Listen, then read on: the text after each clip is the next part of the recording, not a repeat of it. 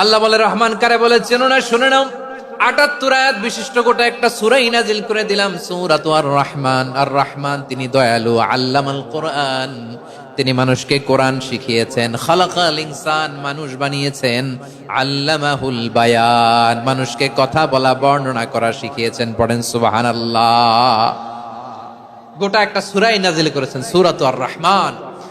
আমার বারোখালীর ভাইয়েরা, তার নাম হচ্ছে আর রহমান আর রাহিম, মানে দয়াময়, মেহেরবান। তার দয়া যে কত বেশি আপনি কল্পনাও করতে পারবেন না, আপনি কল্পনাতেও আনতে পারবেন না তার দয়া কত বেশি। বিশ্বনবী সাল্লাল্লাহু আলাইহি ওয়াসাল্লাম ফরমান, লাম্মা কাদাল্লাহুল খালকা কাতাবা ইনদাহু ফাওকা আরশিহি, আল্লাহ যখন মহাবিশ্বের সব সৃষ্টি করে সারলেন, তিনি আরশের উপরে লিখলেন সাবাকাত রাহমাতি গাদাবি, সাবাকাত রাহমাতি গাদাবি। কোথায় লিখছে? আরশের উপরে। আওয়াজ করে বলেন তো কোথায় লিখেছে? আরশের উপরে আল্লাহ লিখলেন সাবাকাত রাহমাতি গাদাবি।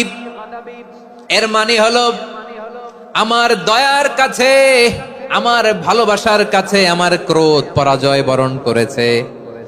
আমার দয়ার কাছে আমার রাগ কিংবা ক্রোধ পরাজয় বরণ করেছে। মানে আমি আল্লাহর দয়া আছে, আবার আমি আল্লাহর ক্রোধ বা রাগ আছে, কিন্তু আমি আল্লাহর রাগের চেয়ে দয়া বেশি।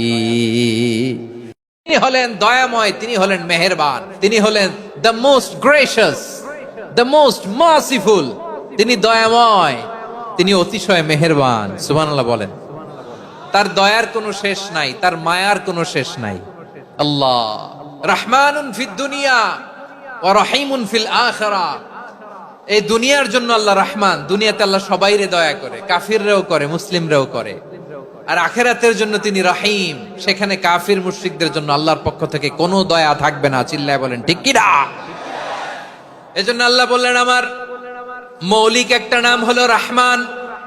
আল্লাহর পরে অন্য কোন নাম দিয়ে যদি তোমরা আমার নাম প্রকাশ করতে চাও, জপতে চাও, ডাকতে চাও, তোমরা রহমান নামে ডাকো। রব্বুল আলামিন ইরশাদ করেন, কুলিদুল্লাহ আউইদুর রহমান আইয়াম্মা তাদউ ফালাহুল আসমাউল হুসনা।